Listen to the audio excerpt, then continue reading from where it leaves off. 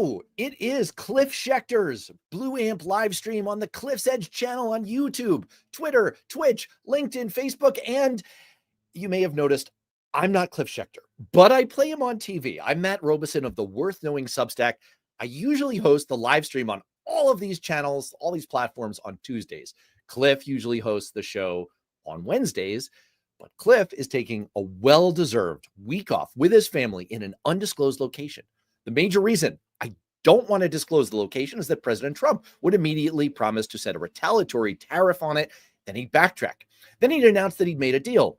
Then it would turn out that there wasn't really a deal. Then we'd all just be a lot more confused. And that's actually really the theme that I wanted to talk about today with a really outstanding guest. I'm excited. I'm going to bring him on in just a minute. I don't want to say out loud quite yet who it is. I want to tease it. Although, I mean, I guess if you look at the YouTube show notes, you'll figure it out. You'll figure out who it is. But it's someone you may already know. You may already tune into. I hope you already tune into. You'll definitely know based on his background. Okay, he's lurking backstage. We'll get to him in a second. But what we want to talk about as our lead-off topic today, and I don't know where this is all going to go, is the cost of chaos. Because as we noted in the title for today's show, right now, two members, I'd argue, two of the most important members of Donald Trump's cabinet are on the hot seat in MAGA world, with the MAGA people drawing knives for them. And the major reason for it is really all down to Donald Trump and his deep pathology and the way he creates confusion all around him, which unfortunately has a major impact on all of us. Now, to see what I mean, let's talk about, just as a jumping off point, Defense Secretary Pete Hegseth. Now, last week, the Defense Department announced that a large shipment of weapons, which had already been funded by the Biden administration, would not be sent to Ukraine. The weapons, some of which were already sitting right across the border in Poland, included artillery shells, missiles, rockets, and most important, interceptors for Patriot air defense systems. This is the ammunition that Ukrainians need to protect themselves from the absolutely awful war crime level of bombardment of civilians that Vladimir Putin has unleashed on them, especially in recent weeks. But then a weird thing happened. Donald Trump got on the phone for a call with Putin, and Putin basically told Trump to sod off. Trump's report on the call to reporters was merely, "I didn't make any progress with him at all today." Oh boy, I'm so bad at that. All right, I'm going to work on it. And suddenly on Monday, with Pete Hegseth sitting right beside him, live on camera, Trump stomped all over his own defense secretary and announced that we would indeed be sending those weapons to Ukraine. And this slapdown of his own defense secretary was no mistake. This was premeditated. This wasn't just bad luck to be asked about it while they were sitting live in front of reporters together. It was a hit. You know that because last week, Trump also had a call with Vladimir Zelensky, the president of Ukraine. And afterward, Zelensky was clearly elated. He said this was probably the best conversation he'd had in all this time. Zelensky knew what was coming. Trump knew what was coming. Hegseth did not know what was coming. But there's more backstory here because apparently Hegseth made this decision based on an idea given to him by the Undersecretary of Defense for Policy, a guy named Elbridge Colby. I didn't know they still named people Elbridge, but anyway. He's a longstanding advocate of scaling back the U.S. commitment in Ukraine and shifting weapons and resources to the Pacific region to counter China, according to NBC News. He gave Hegseth the idea that if we sent the stockpile of weapons to Ukraine, the U.S. would be low on its own supply, but it turns out that was total bullshit. Congressman Adam Smith, the ranking member of the House Armed Services Committee, not the economic theorist, told NBC News, quote, "We are not at any lower point stockpile-wise than we've been in the 3.5 years of Ukraine conflict." And on top of everything, the Hegseth announcement apparently totally blindsided the White House. So this is one example of the cost of chaos because there's no rational, coherent policy here. There's no decision maker here who is in control of his senses. The war in Ukraine is one of the most important global security issues of this decade. And who knows, it will perhaps turn out to be one of the most important global security issues of the 21st century. And we don't have a strategy on it. We just have an unending string of knee-jerk reactions based on where the eye of Sauron is currently being cast. That's why MAGA world is so pissed off right now, because they were sold a bill of goods last year that Trump stood for folding to Russia and pulling out of support for Ukraine in that war, support for our ally there. And MAGA people didn't vote for this. Just go on Twitter. Well, never go on Twitter, but go on Twitter if you want and look at the reaction. That's to say nothing of their fury about what's happening with Pam Bondi, or the fury that's going to happen when their electricity prices go up by $400 a year because of Trump's stupid budget bill, or as the prices for everything go up because of a stupid trade war. Really, the question of the day is, what's the end game of all this? So, to talk about Hegseth, Bondi, tariffs, costs, chaos, and absolutely everything else, I am thrilled to welcome Fred Wellman, former executive of the Lincoln Project, and now an absolute star, a gobsmacking star on YouTube, where you can catch his really popular show. Fred, welcome. Great to see you, brother. Thanks to be here. I love seeing you guys. Good. We haven't hung out in a long time, Matt. This is great. Yeah, it's been a minute. It's been a minute, as the kids say.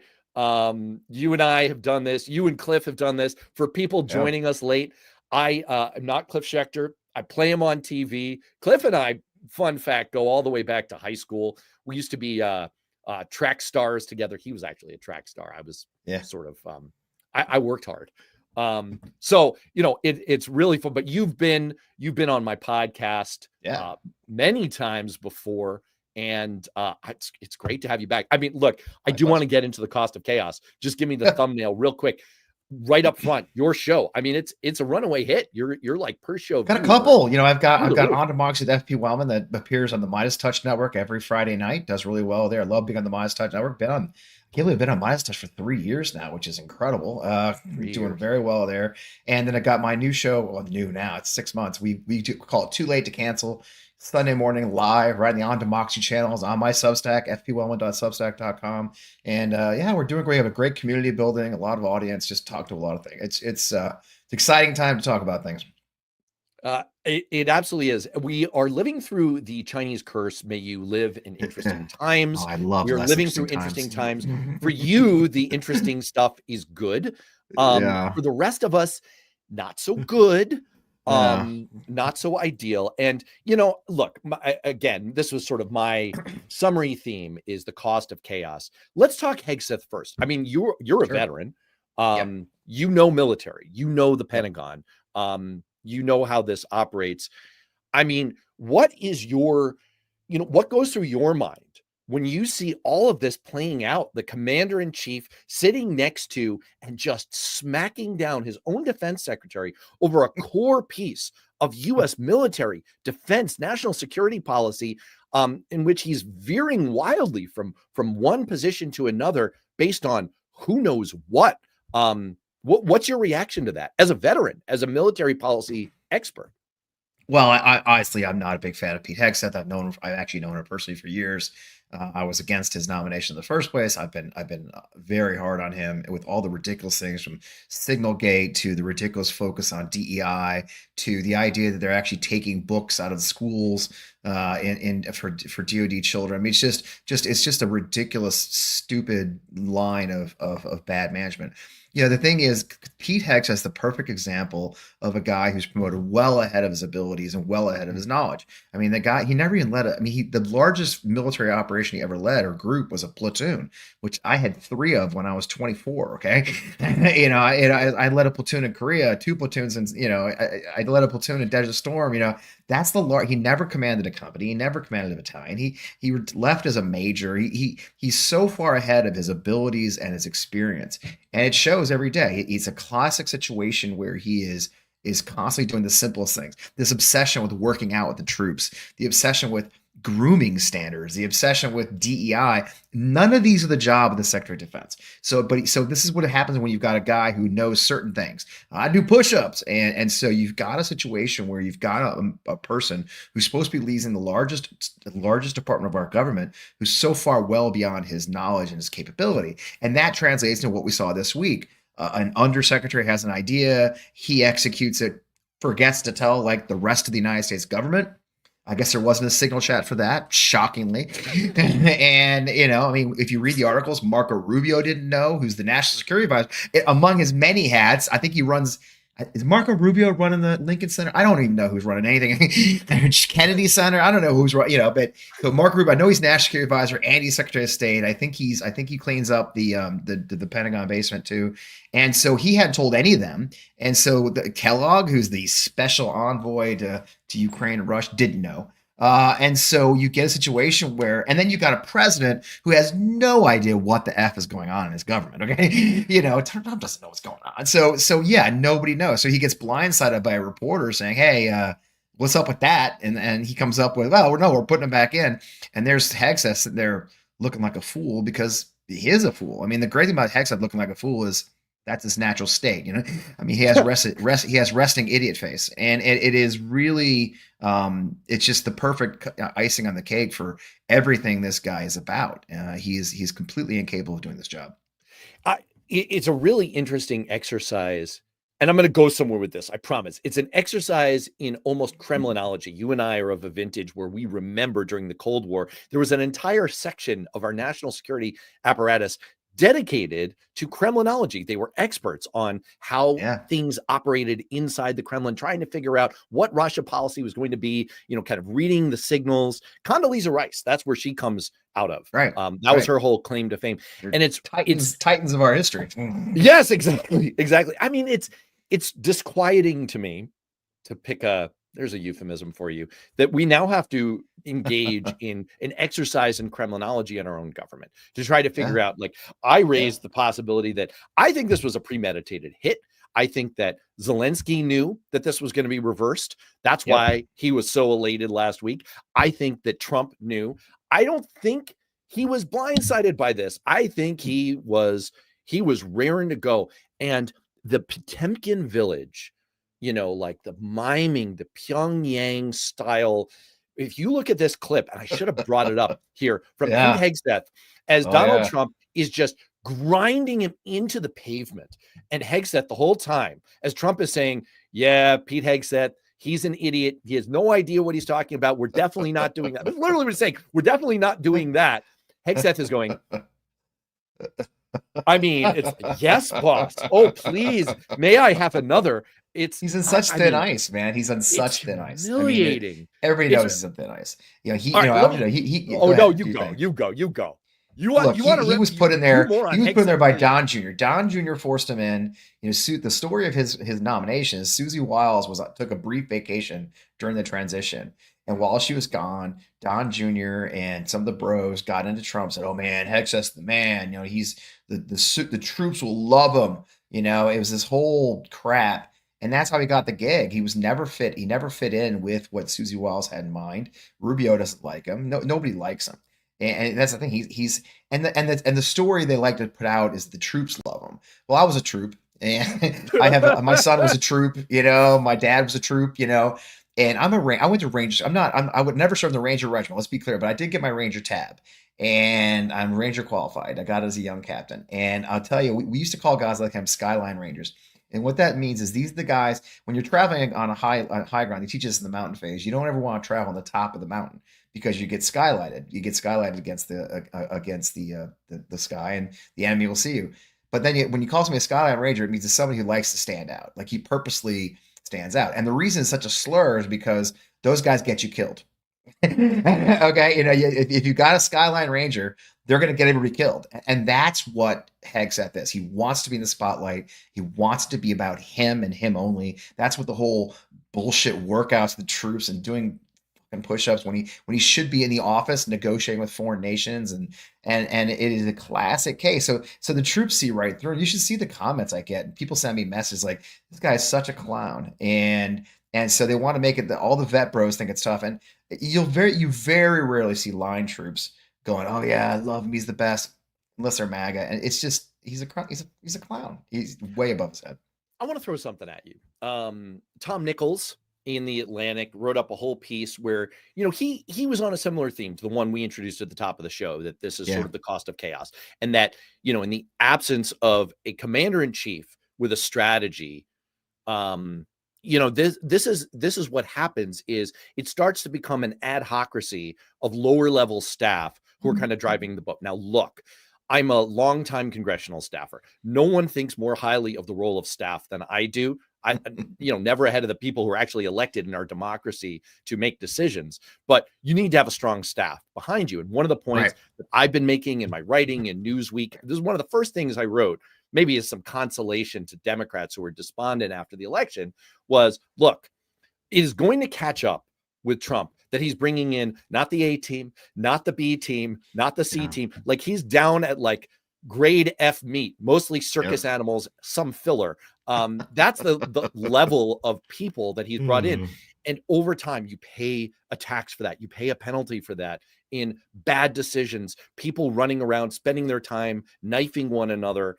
And I think that's essentially what you're seeing here. Now, I want to throw a highfalutin idea at you. You and I share something in common besides the fact that we can both do more push-ups than Pete Hegseth. I guarantee you right now, today, you can't? All right. Pull-ups, baby. You and I both attended the Kennedy School of Government. We both have a master's degree in public policy. It's crazy, right? So name it that place. Now, were you there? Did you have the privilege of overlapping with Graham Allison? Yeah, I took his class. I was one of his. So did I. He described me in his speech as one of his best students ever. I'm very proud. You did? Whoa! Wow! In DC, I'm not kidding you, man. I don't try not to boast about this shit, but I almost cried when he said that in a setting at a DC seminar. So this is no joke. I see you, Levine. No joke. I'm reaching behind me. The reason I'm looking behind me is I want to pull his book off the shelf. Oh, here it is. Here it is. Look at this. I got this. So, okay, folks, Graham Allison, right here. Yeah, so, professor of both of ours. This is the book, Essence of Decision. And I'm not going to nerd out on people. I promise. Oh, should I play my nerd media clip?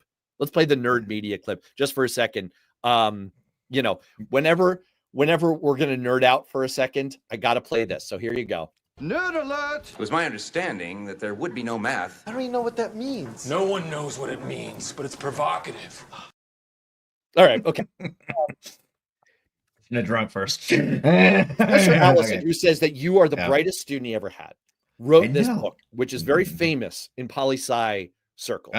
Essence of Decision. It's an analysis of the Cuban Missile Crisis. And basically, the Matt GPT version of this is, he says there are 3 models for how you can explain what a government is doing. And it's sort of the Kremlinology that we could apply to our own government now, which strangely has been overtaken by Kremlin-inspired forces. That's an interesting overlap. So there are these 3 models, okay? One is model 1. There's a unitary actor. There's one single brain that's kind of driving it, one strategy. The second model is, governments are made up of big bureaucracies, like the Pentagon. The only way that you can make all the trains run is you've got to have standard operating procedures, kind of like a manual for when this happens, you do this. When this happens, you do that. The third model is there are many power centers within a government. And what you see on the outside is the result of different actors within the government pursuing agendas, negotiating, being in conflict, and kind of coming out with a muddled mess compromise outcome.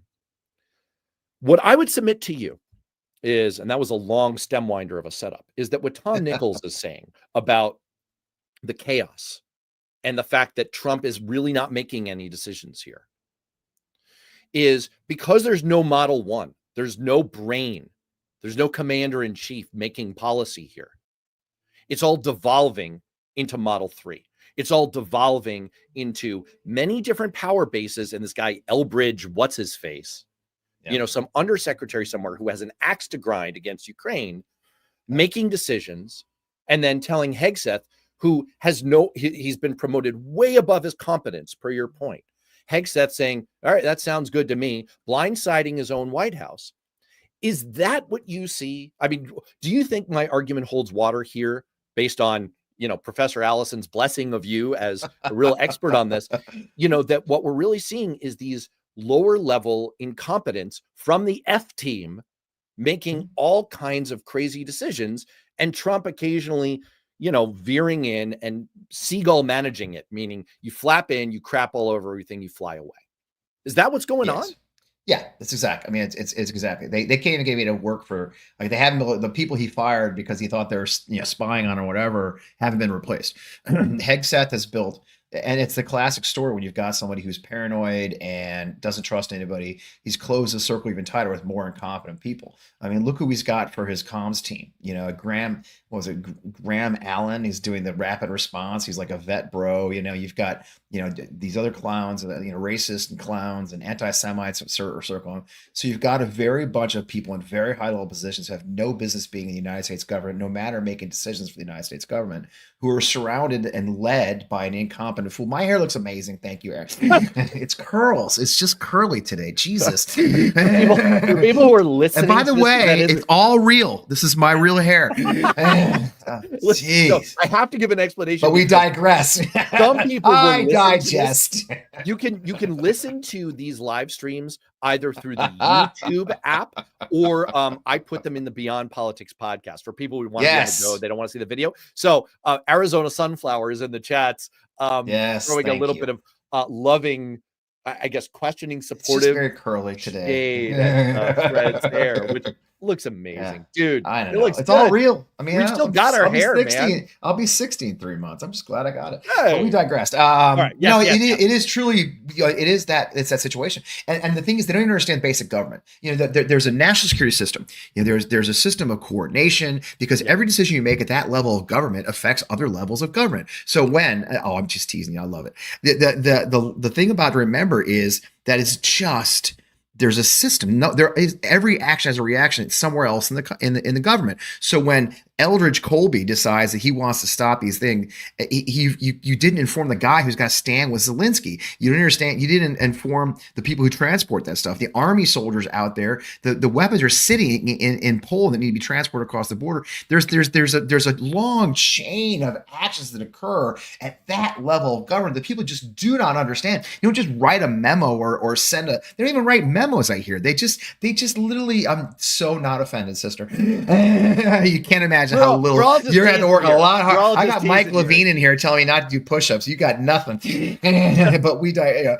No, it's impossible to defend me. But we die. The thing is, they can't just understand the basic function of government. They think I've got all this power. I got this my own staff kissing my ass and driving me back and forth to work. They're drunk with power. They can just make unilateral decisions, and it's not going to affect the rest of the government, to include the president of the United States, who's nuts and isn't checked in at all. But the problem with the seagull president, as you described him, is he's going to flutter in and shit all over. I mean, the whole story about a seagull is you got to kick him to make him fly, and they shit on everything. And that's what Trump does. And so eventually he's going to flutter in and shit all over this. And that's exactly what he did to Hegseth yesterday and Eldridge Colby. Now, he doesn't like firing people because it makes him look bad in the press, but he's got a bunch of boobs and incompetents who have no idea what they're doing. Eldridge Colby's had nothing but I almost said something crude, a very strong passion for that we should only be focusing on China. And the thing is, Russia is the one screwing up a lot of Europe, and Europe's in danger. And in the end, those of us who serve especially understand that the Ukrainian fight is one for the soul of the world in many ways. I believe they're fighting for, no democracy is perfect, but they're fighting for their own freedom. They're fighting an existential battle to stay alive. And to discount that and just write it off. When we cut them off, they will get run over. And we've got Russia on the ropes. They are on the ropes. Whether you believe it or not, they are on the ropes. And so to see this kind of idiocy, and again, it's they don't even know there's the perfect example of what we're talking about, what you were referring to with Graham Allison. And by the way, Graham Allison, I joke about being, he's saying I was a star student. What an incredible compliment. And what this class is about, y'all, was, and you'll understand, this is a perfect example. I hear that sound. What the class is about, so you guys understand, was Graham Allison is famous for nuclear proliferation. And what do? He had a class, one of the few classes you take at that graduate school, at the Harvard Kennedy School, where it's a huge auditorium. And he would put you in groups. And then each week, he would give you 900 pages of reading. Remember, Matt? I mean, just an obscene amount of reading to do. And the assignment was, he would say, you guys, Colonel Wellman, I think I was Lieutenant Colonel then, Colonel Wellman, your job is to, you are the Assistant Secretary of Defense for X. And your job is to read all this shit and write a 2-page recommendation memo to the Secretary of Defense on Friday. He let you have 2 pages? Yeah, I'm just fuck, guessing. he only Sometimes it's gave 2, me sometimes 1. it's 1, right? Depending on the That's assignment. 'cause you're a And, lieutenant colonel. there's nothing, and for if you're in government, if you've ever known, taking that and getting into a 1-page memo or 2-page memo is really effing hard. And it was a great class for me as I rose in the ranks, and then later as a CEO of a company, now as a political operative, is to take gobs of information and put it in a usable format for a senior executive to make a decision based on it. And look what you've got right now. You've got a bunch of incompetents who are just doing their own thing. And the Signal Gate is the perfect example of the failure of that when you look at what Graham Allison was preaching, right? These guys are so fucking late. I don't know. Do we cuss? I don't know. We just did. Oh, yes. Yeah. Okay, good. These guys are so fucking lazy and so fucking incompetent that they can't do the basic national security process of using the official channels they're fucking assigned to. Instead, they're using Signal. Because it's super easy. Dude, I use Signal with like my bros that I go drinking with every Thursday night, okay? These clowns are so bad at their jobs, they can't even use the proper national security process. They just want to use Signal on their phone while they're sitting in the movies with their wife. That is a perfect example. When we saw the Signal Gate thing, for those of us who are national security professionals in a former life, you go, oh my God. I mean, these guys are effing clowns. They are just idiots. And when you read what they wrote, you know, they're literally trying to make national security decisions about attacking another sovereign nation in Signal, like, yo, bro, I'm not down with the bombing. What about you? No, dude, it's Slay. I mean, I swear to Christ, we were joking. My teenagers could put together a better fucking operation than this clown show using Signal. I mean, seriously, I guarantee that the 7-year-old that lives in this house could put together a better operation to buy beer and smuggle it into the house and at somebody else's house at a party without us knowing than the idiots who plan the Yemeni strikes. and it just absolutely. really pisses me. You know, it's just, but and then it's funny you bring up Allison, because you look at the Titans that serve, like Graham Allison, who is world famous for his analysis of nuclear proliferation and negotiating with countries. You know, another example you didn't bring up this week. Did you hear that Trump, he's done with the tariffs because it's just taken too long. They want, holy shit, dude, it takes decades to negotiate treaties. It takes decades of diplomacy to solve problems. He's mad because they didn't even call within 90 days. Like, are you fucking kidding me? It's exhausting every day. Let me to pick see up on this that point idiot for a show. second. No, I mean, you are Sorry, I really ranted. preaching. No, I no, ranted. this is so important. And I'm putting You up know. this comment here. By the way, I don't just put up the comments that are funny. That I'm just trying to bust keep Fred's up balls. as we Look go at my here. Stanley Cup. That's hot. You know what? That's like you know, it's like a muscle car, like for Big guys ass of cup. a certain age. Yeah. It's big ass cup. I want to put up this comment here from General Putnam 2. Our national Good man. security is severely Been a compromised. fan. One of the things that is going on today is because of a Supreme Court ruling that essentially allows President Trump to go ahead with mass firings across a number of agencies. One of the agencies most affected, where staff are feeling under the gun right now, is the Department of State, where you have deep experts, people who have spent decades learning their field, learning their craft, every day doing the exercise that Professor Allison gave you, reading hundreds of pages, synthesizing, summarizing, and doing the thing that I think is, I mean, this is what I aim for in my Substack on Worth Knowing. One of the superpowers that I think working in Congress as a legislative director, as a chief of staff like I did, one of the things it gives you, I'm not trying to pat myself on the back here, but like, oh, do it. Why not? We're all friends here. It's only I'm a going to couple sprain his thousand people shoulder. here. Oh, yeah. God, just a few thousand people here. Right, exactly. Just as friends. You know, one of the things that it develops in you is the ability to connect dots between different areas, between different domains of expertise. This is what the kinds of experts we have in the State Department are able to do. They're able to remember history. They're able to remember examples from previous foreign policy problems, issues that they've had to work through. They know the people. They know their counterparts. They know the personalities. This is a deep, well, it's a strategic asset that the United States sits on for all of the bullshit that comes from the right wing about the deep state. It's the truth is the exact opposite.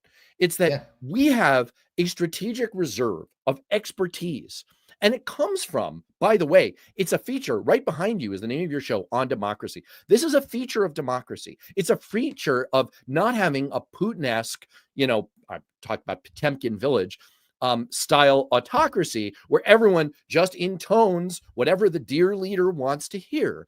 We have open debate. I have on my show policy experts in national security who talk about inside the State Department, inside the Pentagon. What we do is we debate ideas in kind of an open way, and we come up with the best analysis we possibly can. We put it in front of the decision makers. That's what great staff does. And right now, Donald Trump is continuing his quixotic campaign to fire all these people, to get rid of our strongest strategic asset. And so I know I'm on a little bit of a screed here about the strategic value of staff. Yeah. I'm not trying to over elevate staff, but the kind of thing that you're talking about here is, it's really important. Look, I'll give you a super duper minor example. When I was a congressional chief of staff, my boss said something stupid in the media. If you were here, I'd say this in front of him. He would cop to it. He'd be like, "Yeah, he will. Yeah, he will. that's me. I've done your show. Yeah, I've done this. Yeah, this has happened before." And I got a call from Rahm Emanuel's right-hand man. And he's a good friend of mine now, but at the time he had taken on all the personality characteristics of Rahm Emanuel. And he calls me, and this is the portion of the show where if you're offended by swear words, just hit mute for the next 10 seconds. He gave me he just leaned into me. He's like, "This is a fucking staff problem, Matt. This is your job. You're supposed to prep him. You're supposed to contain him. You're supposed to make sure that he doesn't do that in the media." And he was right.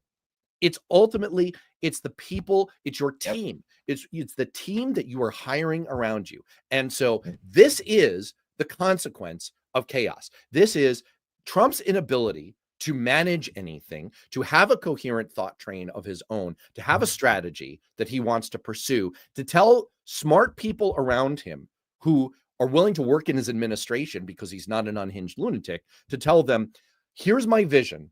You figure out how to make it work." He doesn't have that. And that's why we have an incoherent set of policies. I want to get to, because we teased it in the title, another area where this is playing out right now. I mean, this one is sort of grim, but also a little bit, I don't know, it appeals to, I guess, the prurient interest. You want to talk Pam Bondi for a second? Oh, God. It's exhausting. Yeah. It's just... I love Steve. I had Steve Hofstetter, the comedian, on my show. So the Too Late to Cancel show on Sunday, we have a panel of usually comedians and actors, just because we're all so dour. I mean, we just want to laugh. I had Steve Hofstetter on. He had a joke today. He says, of course, Pam Bondi doesn't think there's a client list because in her phone is just contacts. It's just like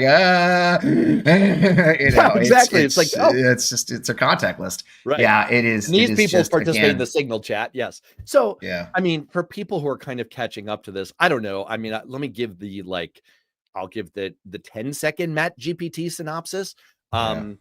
There has been a years long campaign from right-wing nuts, right-wing media figures, I guess, including Dan Bongino, the former MAGA podcaster who spent years going after the Epstein list, which I shouldn't air quote that. There's surely a thing.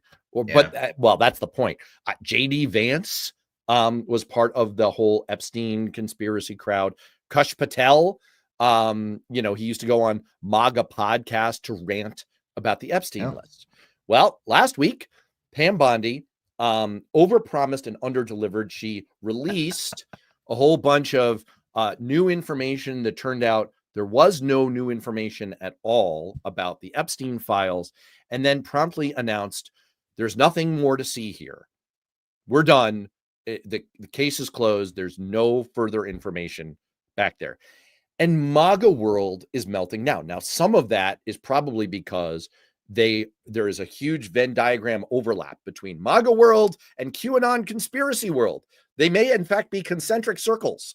And so, the idea that a conspiracy might not be real must be shocking to them. But I don't know. What do you make of this? Because the knives are out for Pam Bondi right now, and it couldn't happen to a nicer person. Oh, it's terrible. I hope it works out for her. Thoughts and prayers, right? Yeah, best wishes. Yeah, God bless you. I lived in the South long enough to go, bless her heart.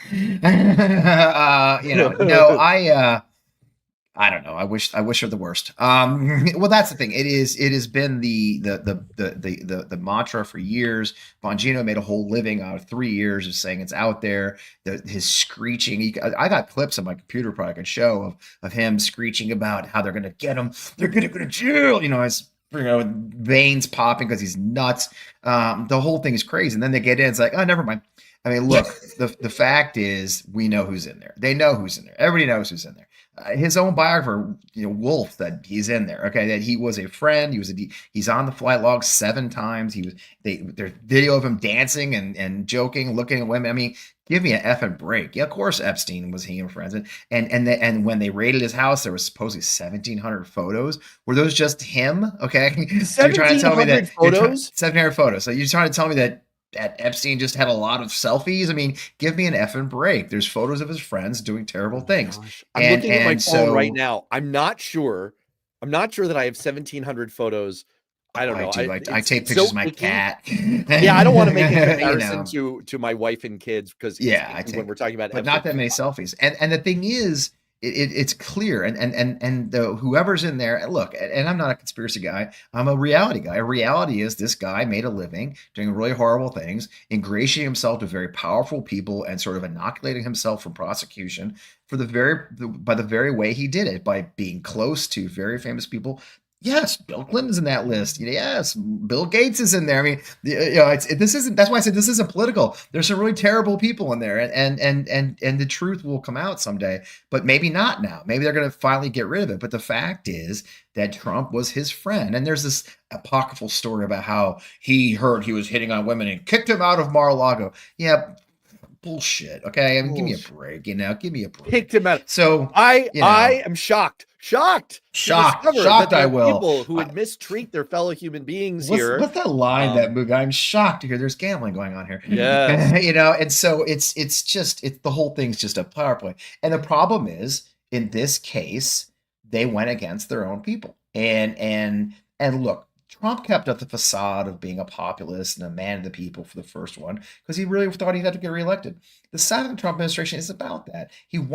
Trump has always been jealous of the rich people. He's a kid from Queens. He never thought he was treated right. Trump's goal was to be rich and famous, and that he's marketed one thing his entire adult life. It's Donald J. Trump. And so this whole goal, he wanted to hang out he wants the billionaires to like him. So he lines his cabinet with billionaires. He hangs out with billionaires. The VIP row at the inauguration was billionaires.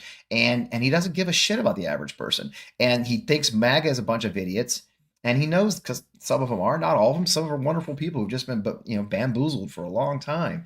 And the fact is that he's in there, and they just can't let that. So now they've gone against their own followers, who have made it the ultimate religion of them is that the evil. I mean, the whole thing of QAnon, Flynn, all this is fighting the pedophiles.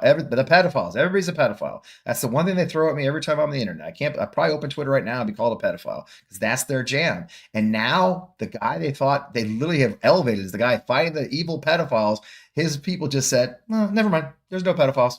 And we all know it's bullshit. So it's really a fascinating thing. There's something I tell everybody. I work with Democrats a lot, and I tell them the thing is that you have to remember one really important thing. They hate each other more than they hate us. I mean, now look, they hate us. They do. They hate Democrats. They hate all of us. They hate each other. Okay, MAGA hates MAGA. Reagan Republicans hate Reagan Republicans. It is a free for all. Bannon hates all of them now. They don't actually like the billionaire. I mean, it is just one big free for all and they're going to eat each other alive. And all I can say is, what a damn shame that is, because they're right. So I think he's really underestimating his crowd. And all right, can I pick up on that point then? So sure. One of the things we teased in the show notes was trying to think a little bit about the end game of all this. We've now talked about Hegseth, we've talked about Bondi, we've talked about the knives out in the MAGA crowd, and that's very real. That's very real. Again, I would never advise anyone to go on Twitter, even if I didn't like them. But if you find yourself there, you should really. Where else can you drag the vice president of the United States and have him retweet you? Yeah, and follow Fred while you're there. 384,000 followers on Twitter. So if you find yourself there, grab onto the lifeline of Fred Wellman's X account. But when you were talking about this exercise, we had a comment in here Geez, we're having such great freaking comments here. I think Going this fast, was man. We from got all the cool Dr. people here today. Cocanium. I We think brought all the cool so. people here. This whole idea basically that, this wasn't like a cover job for Trump is laughable, was essentially the thrust of this. It reminded me so much. It reminded me so much of Bill Barr and his whole get out ahead of the first impeachment, no obstruction, no collusion report. The 4-page memo concoction he did, where he basically said, I've gone through the whole investigation, gone through the whole report. It's fine. We're good. Nothing more to see here. Please. Nothing to see here. Nothing to see here. Don't look at the man behind the curtain, whatever you do. So first of all, if the past is prologue, I'm looking forward to Pam Bondi eventually, like Bill Barr, turning on Dear Leader, because that's what the ultimate fate of every single person in MAGA world. He stabs them. They turn around and they're like, it turns out I was working for a total evil disaster the whole time. And I've just now realized that there were no warning signs. So I'm looking forward to that from Pam Bondi. That's going to be I don't know, man. No, I tell you, this crew's different. This crew, I would have that hope, but this crew's really shitty. I mean, it's funny. It's like, Bill Barr, for whatever reasons, may have had the modicum of self-worth. Certainly our friend General Mattis did, and others. They had a modicum of a real world. This crew, when you see the way they talk and worship, like from Lutnick, like Howard Lutnick was a titan of investment banking and all these things, and had all these fake stories about him being so cool after 9/11, which were all fake, as it turns out. He's just a crook. Just worship, Bassett, just throwing away his entire. I just feel like this crew compared to Trump 1.0 is really into it. Really sucked into the action. I think the people will turn on in the end is people like Hegseth. The people who are just trying to, they want to have a life beyond, but it's, I don't know if they will. I don't know if we're going to see revelations. I think we're going to see people fail, who eventually quit because they can't take it anymore. I mean, look, even by Trump standards, this is the longest serving cabinet he's ever had. I mean, let's be, he started shedding. Hell, he shed Mike Flynn before the damn administration started, right? With 10 days. I mean, Scaramucci, the Scaramucci lasted such a long time. It's actually a unit of measurement now. For those standards, these assholes, because they're assholes, they've lasted longer because they're just rotten people. Well, and true, and allow me to add on that. Please, this is your show. I'm a guest. No. We are we're co-captaining this ship going somewhere. More Stanley. Got to stay hydrated. I think on top of them being awful, they have nowhere else to go. I think there were enough quality people in the first cabinet, in the first Trump administration, like John Kelly. He has a legit military record. He has some integrity to him. Now, I don't agree with all of his decisions, including, holding his fire on Trump, but he was being a racist thing. Yeah. Like there are some problems there, but there is some substance to him. What we found is as he turns increasingly to the F team, these are people with literally no other options. They have no other career moves. Pete Hegseth, he has nowhere else to go. Pam Bondi, she was on her way to being like the late night, attorney. It's like, have you been in an accident? Call Pam Bondi. So I mean, I think that's a part of this. So where does it all end? But look at the rest. I would argue, but look at the rest. You highlight Bondi, obviously Hegseth, Rubio, but the rest, they're billionaires. They're millionaires and billionaires. They have places to go. They have places to go. He can go back to his private island that he probably bought 10 years ago. One of his 5 yachts. I mean, the rest of that bunch is pretty rich. What's her name can go back to, being a sugar baby. Noam, who knows? But back to being an Instagram model. I don't know what Noam actually provides to the world. But you're right. I think the overwhelming majority, this was the big chance. This is what put them in the big leagues. They'll take the humiliation and they'll believe in it. They'll take another. Thank you, sir. I have another, because they love it. They eat it up. You're right. I mean, they're humiliated. They eat the humiliation. Gnome, what is she going to do? Like, I think you are right. So the Gnomes and the Rubios, I mean, this is a guy who was smeared by Trump from the day he stepped into the public eye. And now he's like, you're the best, daddy, hurt me. It's like, fuck is wrong with me? I mean, these people are so broken. I mean, the things they say, you're like, are you human? Like, what are you doing? You know, and Fred, do your first of kids all- look? Do your kids look at this and go, Dad? Okay, first of all, Sorry. congratulations. I have to give you a disclaimer legally, as part of my YouTube contract. I have to give you a disclaimer that what you just said, "Please, Daddy, hurt me," is about to become a meme. I'm going to turn it into a video clip. It's going to be something that I'm going to play over and over again. Thanks. Every time Yeah. Trump does one of these horrible things to one of Yeah, the horrible yeah. people that used to Yeah. be his friends or sycophants, I'm going to play the clip of you. "Please, Daddy, Thanks. hurt me." Okay, that was that's what it is. They're into humiliation or something. It's just the strangest fucking thing. Like, look, I'm not going to kink shame people, but Jesus, what is with these people? Trump administration, where masochism meets sadism, right? I don't know what it Jesus. is. I don't know how to define what they're doing. Where It's is like, what weird shit are you people into? I mean, you know, it's just they're giving us a pretty good hint. No, it's like, fellas, you know, I mean, God, I mean, how do you look your children in the eye at night? Hey, how'd it go to the cabinet meeting today? Well, I really, really got into it today. I mean, why is your face orange, Daddy? Like, I really had to turn it up a notch, you know? Oh my gosh.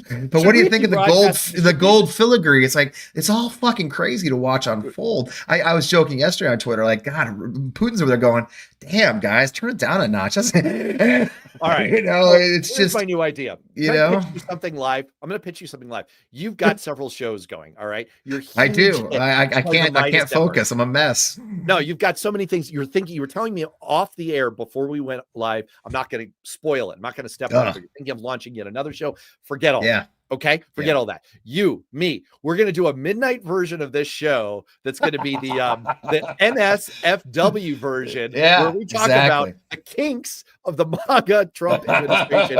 What kinds of shit you could do it every day for that. Like, what are you into? Like, my God, you know, that show, cosplay. Ice Barbie. Like, look at the cosplay. I mean, what is with the costumes? I mean, we're so far beyond weird at this point. I mean, come on. I mean, did you see where she posted on social media, like, which should be my governor portrait?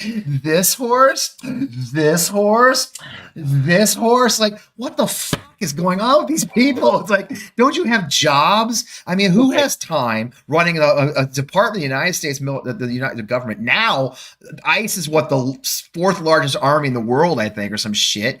And she's got time to play fireman today, and I'm going to go on a raid in Poughkeepsie tomorrow. It's like, do your fucking jobs. And, did I tell you? Did I ever tell you the story that I met the first version of Kristi Noem back when she was called Katherine Harris? Do you remember the Secretary of State in Florida who administered the election in 2000? And right. Oh yeah, that's right. Yeah, I forgot about and her. later was elected to Congress. Well, I was working for a Democratic member of Congress, and at the newly elected member event at Harvard in 2002, I got back together with my old, Harvard peeps, including my mentor there at the Kennedy School. And we're at the new member reception. And who should I get introduced to but Katherine Harris, who was, like, for those of you not old enough to remember, she was Kristi Noem before Kristi Noem. Okay. Yeah. She had makeup and everything. The makeup, all the makeup. Dial it down to daytime. She was the original Republican makeup person. Yes. And the the lips. The super red lips. That was her thing, right? It was the big super red lips, right? Oh, yeah. And you know what was creepy about it was I got introduced to her, and you know what she gave me? A bear hug. I still have a crink in my back from the force of the implosion hug that she gave me. What the hell? God. Anyway, that was a total. All right. They live in an alternate universe, man. I mean, it's an alternate universe where they're loved by everyone, and everything they do is awesome. And that's, again, circling back to the beginning of the show, what's happening in the Secretary of Defense's office. They're all the bros are all high-fiving each other, saying, that was awesome, dude. Great video. I love it. And no one's talking the real world. So what's the end game here? Because, I teased the idea that Pam Bondi is going to pull a Bill Barr and turn on Trump eventually. And I think you gave a pretty good line of reasoning that that's not going to happen. I think the bigger question here is, we keep fooling ourselves as Democrats or as anti-Trump. I welcome all anti-Trump Republicans too. We're all part of the big sanity family here. We gotta start figuring out how to we're going to have to start figuring out how to bring ourselves back together again.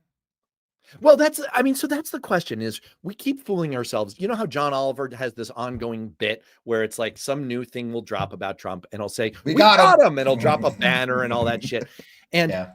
we keep fooling ourselves that, okay, now MAGA is finally turning on themselves. Now that, and clearly the knives are out. We weren't just like clickbaiting the title here. Like this is very, very real. This is being reported on in Politico. This is everywhere. Like this is really, really happening.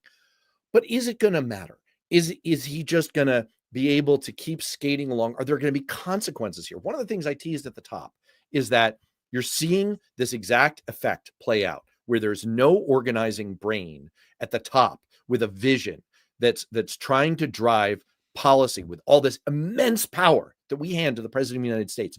And in the absence of that, you see all of these subsidiary agendas from crazy people who he's brought into the administration or in Congress.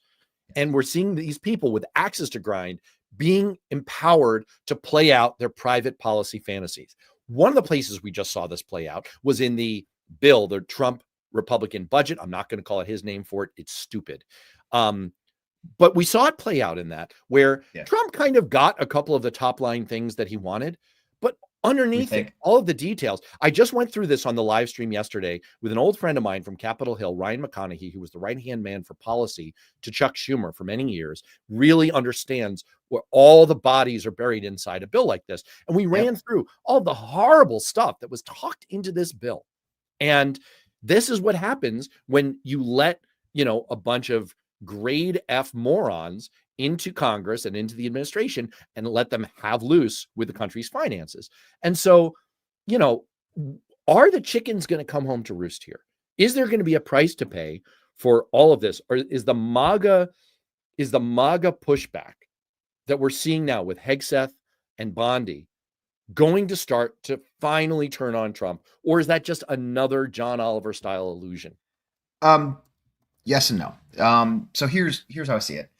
There's an end game here. Trump is not going to serve in 2020. I know we all want to say the world is falling and there's not going to be more elections, and I share those fears. I'm just not very good at being afraid. I think in the end that the barriers will hold when it comes down to it. We'll see. But let's just say that for some reason the traditional barriers are actually work for once.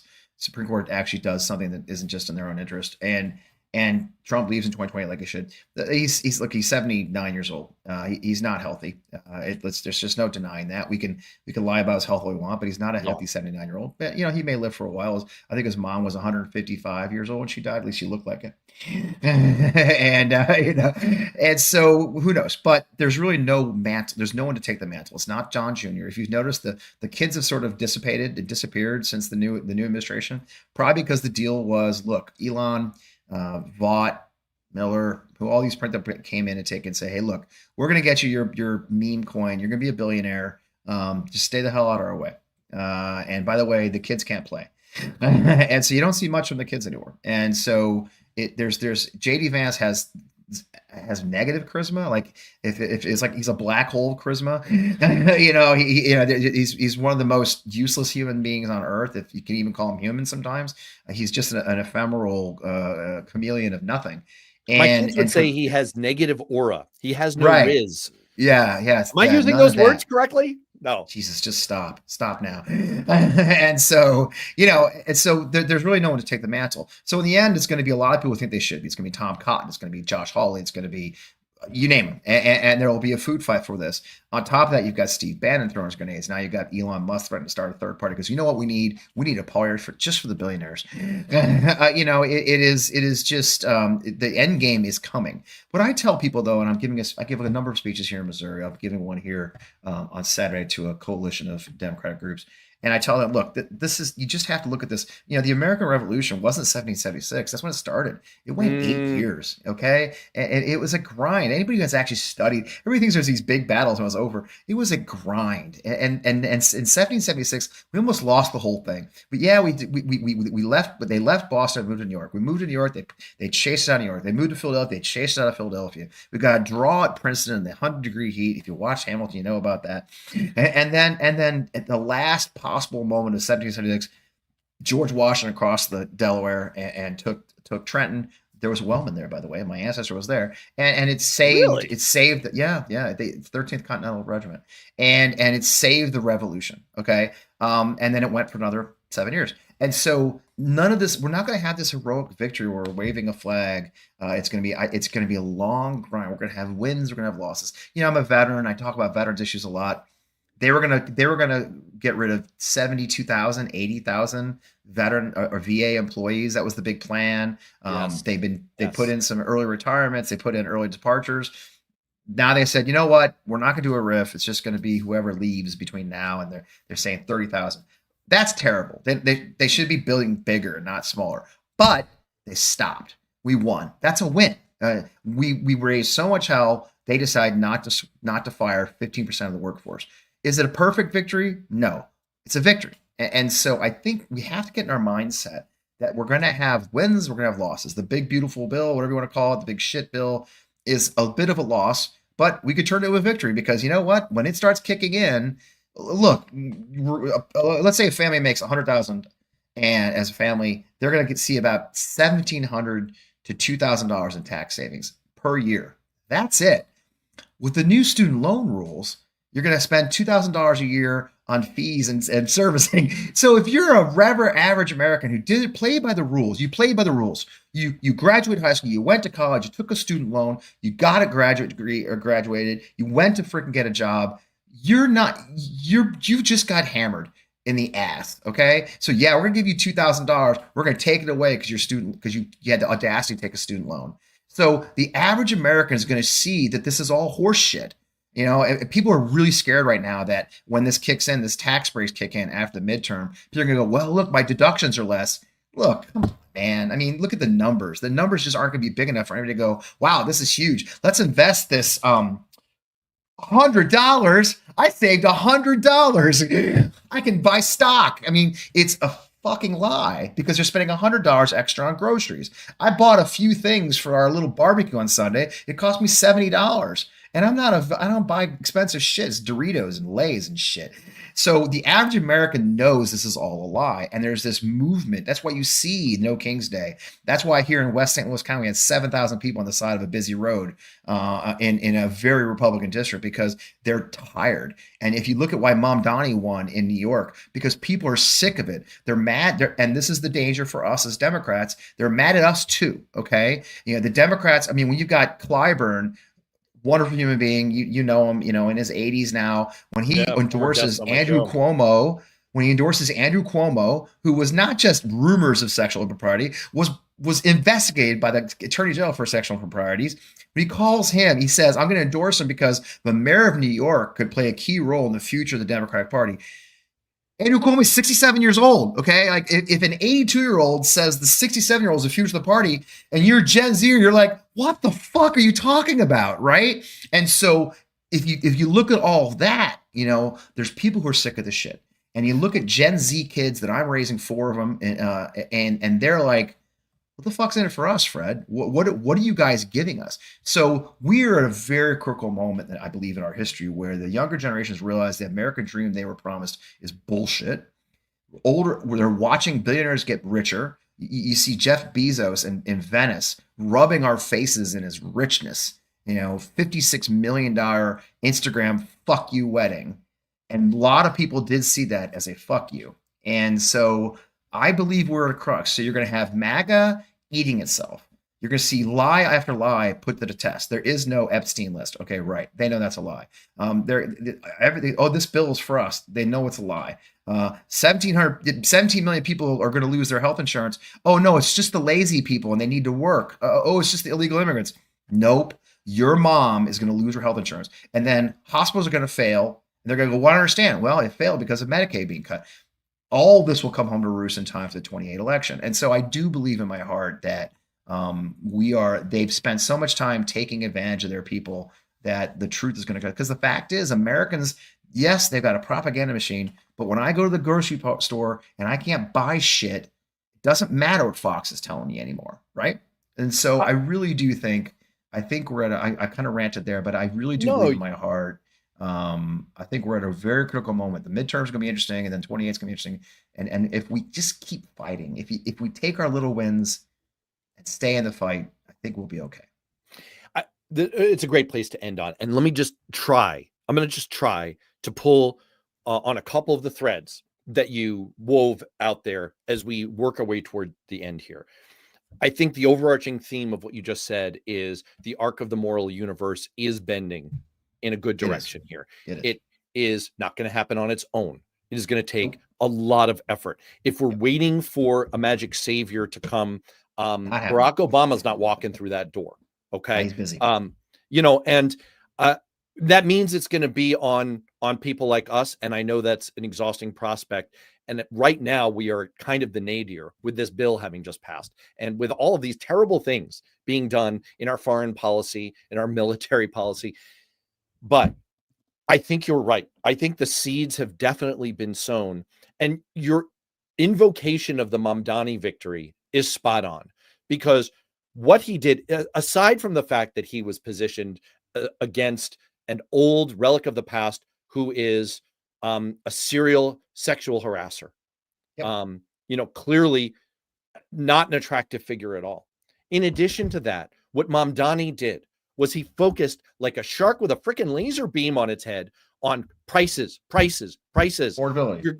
We are going to give you free public transit. We're going to freeze the rent. We are going to have public grocery stores owned by the city of New York to bring down your food prices.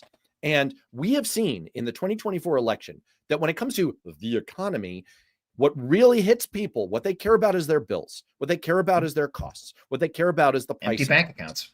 That is the thing. And as people's electricity bills go up by an average estimated $400 a year because of this bill, as people don't have, and I want to go back into I'm trying to keep up with this amazing chat that we have going here, and I'm failing. I am full on failing. But, you know, as the price of medicine goes up, I put up here, I'll put it right back up as you were saying this, you know, if you are below the top 50%, your take home is going to be lower. Your income is going to go down. It's going to come because you have less food and less medicine. It's going to come in the form of higher bills, which isn't even captured on this chart. Electricity, food, rent. All of these costs are going to continue to go up, especially because of, and this is another thing coming through in the chats, Donald Trump's insane trade war. And so I guess what I would say to wrap all of this together and wrap all of it up is that I can't prove that this time that the MAGA knives are out for themselves is going to be the time that the entire MAGA world collapses in on itself because of its own vitriol and stupidity. But I do think that it is going to resonate. We have to have some faith that with some work, these very real impacts that it's starting to have on people are going to make a difference politically. We're going to have to work to make sure that they do. All right, let me finish on a little bit of everyone's favorite, a little bit of housekeeping here. First of all, I very, very much would like to ask for people to make sure to get more Fred Wellman in your life, including our new show, which is going to happen midnights, where we really take the covers off of MAGA. That's I got nothing but free time. Under the covers in my, oh boy. Okay. So now that's Beyonce will love it. Joking about that, but you can catch On Democracy. You can catch all of Fred's work. If you want to catch more of Fred and of me, these are our Substacks. They're up on the screen. fpwellman.substack.com. And I am worthknowing.substack.com. I don't know about you, Fred, but this is where I'm channeling all of my work. You can access everything through the central hub. All my shows, all my shows go to Substack. All my writing goes to Substack. And it's also how I kind of, in all of my writing work and creative work, it's like a big portion of how I, you know, get the financial end of this. So if people want to come on there and there's that. Love subscribe to get paid. and support, hey, that'd be awesome. Yes, are absolutely. I suck at that. I have no paywall. I'm terrible at like begging for money. That's why. All right, we're going to talk about this when we go out there. And finally, I want to say that for people who came here and were very kind in the chat to say, "Oh, it's nice to see you, Matt. I'm looking forward to also seeing Cliff." You will get your Cliff back next Wednesday here. My live stream, which is on all the same places, is on Tuesdays. I'm going to go on a family vacation with my kids, with my wife next week. I'm still going to do this live stream on Tuesday, 2 p.m. Eastern, because I enjoy it so darn much. I get more out of it then I think I get more than the people who are participating, because I get to see all your chats and learn what people think. And it really is awesome. Like I get a real charge out of it. So, all right, that was the whole close. Thank you very much to Fred Wellman. Thank you very much to everyone in the chat for participating, for being part of this. Bless you. Stay safe, stay well, and we will see you on Tuesday and on Wednesday next week. Be well.